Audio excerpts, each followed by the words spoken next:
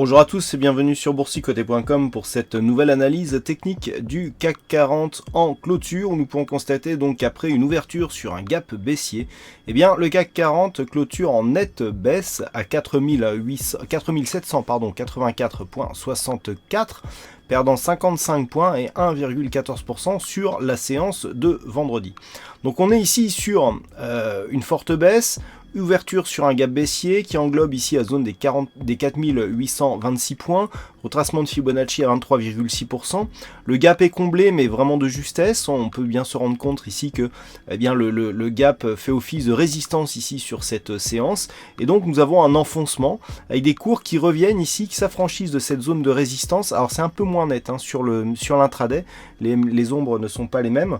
Mais on a ici des cours qui viennent chercher directement la zone des 4780 points, zone horizontale qui était déjà identifiée. Et donc on invalide totalement le début de dynamique haussière qui avait eu lieu ici la semaine dernière. On en parlait déjà vendredi, mais là vraiment on en a la confirmation avec ce gap, donc comblé à peine mais qui reste résistance, et donc cet enfoncement et cette poursuite de baisse. Alors du point de vue de la dynamique, on attend maintenant un objectif sur la zone de retracement à 38,2% qui se situe à 4762 points.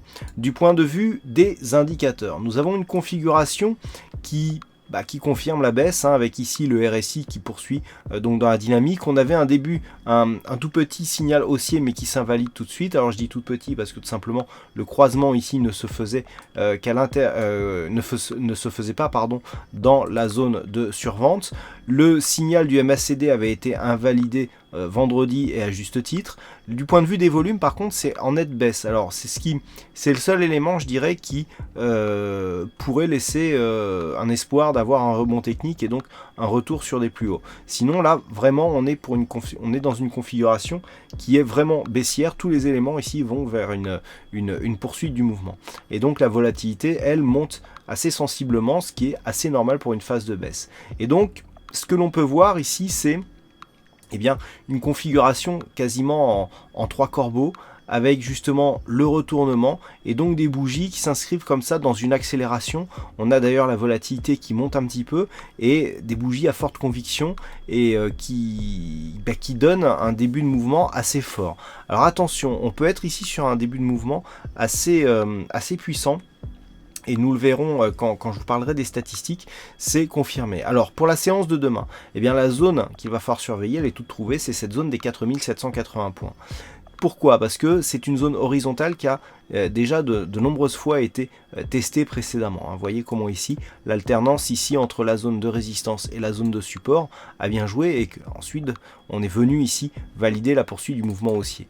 Là on est clairement sur une dynamique où on a le changement de dynamique avec ici un flux qui passe d'une évolution au-dessus des moyennes mobiles avec des contacts sur la bulle supérieure. À noter que depuis ici cette phase de contact, on n'avait plus eu de contact ici avec la bolle supérieure. Même ici, on n'avait plus eu et donc déjà ça sentait un petit peu la neutralisation. Là ici, on casse la moyenne mobile, on vient marquer ici contact sur la bolle inférieure, retour ici dans la zone de moyenne mobile, la prise de position elle était sensiblement sur cette zone là et on revient ici sur la bolle inférieure. Donc là, on a clairement le signal ici d'un retournement avec la dynamique haussière qui s'inverse ici, la prise de position, et là on confirme. Et donc la confirmation elle arrive sur cette zone horizontale. Donc désormais si on reste ici sur cette zone horizontale, il y a toujours l'espoir d'avoir un petit rebond. On est ici sur une phase où la baisse n'a pas encore entamé le retracement des 38,2% de Fibonacci.